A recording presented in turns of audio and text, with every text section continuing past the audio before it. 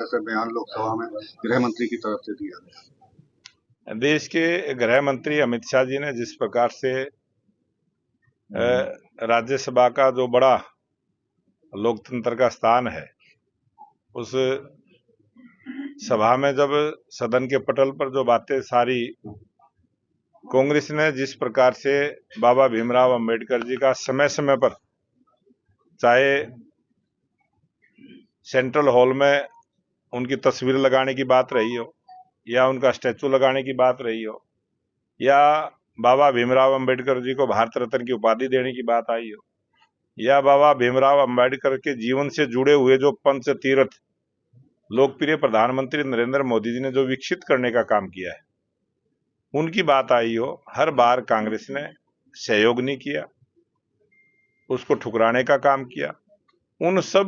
उस प्रकार की सच्चाई को तथ्यों के साथ, सिलसिलेवार डेट के साथ, प्रामाणिकता के साथ देश के गृह मंत्री अमित शाह जी ने सदन के पटल पर जब वो बातें रखी, और जब देश की जनता को पूरी जानकारी आई, उससे घबराहट में, और जो इस चुनाव के अंदर वोट की चोट कांग्रेस को लगी, उन दोनों चीजों से ऐसी बौखलाहट में है, और वो हिंसा के रास्ते पर उतारू हुई। आप सबने देखा है कि किस प्रकार से सदन के अंदर विपक्ष के नेता का व्यवहार, जो राष्ट्रपिता महात्मा गांधी जी ने जो अहिंसा का पाठ पढ़ाने का काम पूरे देश को किया, और कांग्रेस पार्टी लंबे समय तक राष्ट्रपिता महात्मा गांधी का नाम लेकर राजनीति करती रही, राष्ट्रपिता महात्मा गांधी की कही हुई बातों को भी ठुकराते हुए अहिंसा के रास्ते को छोड़कर हिंसा के रास्ते पर आए।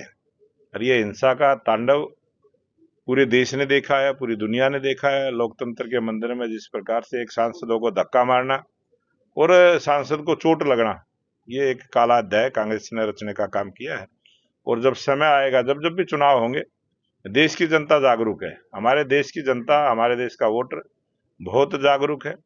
वो वोट की चोट कांग्रेस को देकर सबक सिखाने का काम करे। आपके समकक्ष हैं कांग्रेस में प्रदेश अध्यक्ष उदय भानु, उनकी तरफ से हाल ही में प्रभारियों की नियुक्ति को जारी की थी, लेकिन आज जो प्रदेश प्रभारी हैं दीपक बावरिया, उन्होंने उसे कैंसिल ये कहते हुए कर दिया है कि उच्च पदाधिकारियों से जानकारी नहीं ली गई थी और न सूचना दी। ये कांग्रेस पार्टी का चाल चरित्र और चेहरा, बहुत सारी चीजें ऐसी घटनाक्रम हरियाणा में हुई है।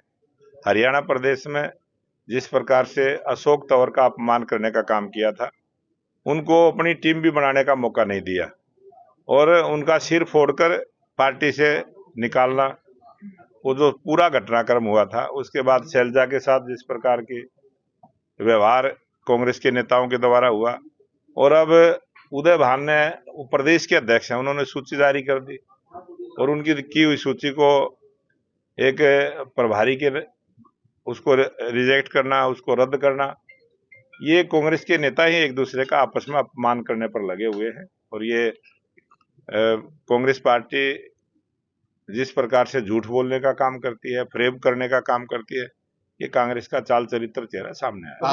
भारतीय जनता पार्टी की तरफ से जिस तरह से चुनाव को लेकर संगठन के पदाधिकारियों की नियुक्ति तक होना, और दूसरी तरफ संगठन न बनना कांग्रेस का, कैसे देख रहे हैं?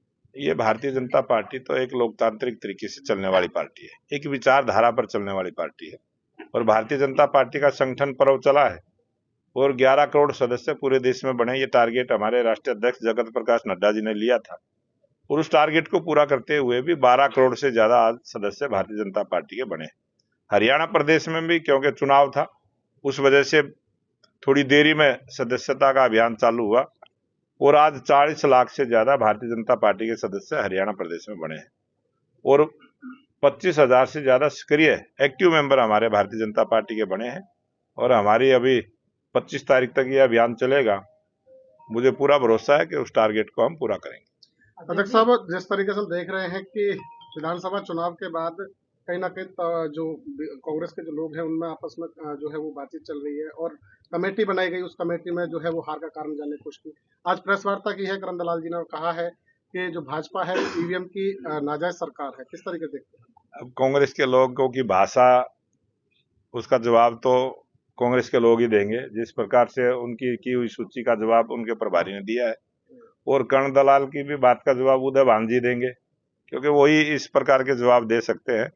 हम तो भारतीय जनता पार्टी के एक निष्ठावान कार्यकर्ता है, और संस्कारों के साथ चलने वाली पार्टी, विचारधारा से चलने वाली पार्टी, ये कांग्रेस पार्टी के अनाप शनाप बयानबाजी करना ये उनकी आदत बन गई है और वो आदत ही कांग्रेस को नीचे ले जाने का काम करेगी। आज कांग्रेस समाप्ति की ओर है और कांग्रेस से मुक्त भारत का जो सपना देश की जनता ने देखा है, वो कांग्रेस ने जो पाप किए हैं वो कांग्रेस से आगे आएगा। निगम चुनाव पे बोल दीजिए एक बार, निगम चुनाव। हमसे जुड़े रहने के लिए हमारे YouTube चैनल को सब्सक्राइब करें और नई वीडियो की नोटिफिकेशन के लिए बेल आइकॉन को दबाएं। अगर आप ये वीडियो Facebook पर देख रहे हैं तो लाइक जरूर करें और ज्यादा से ज्यादा शेयर करें। धन्यवाद।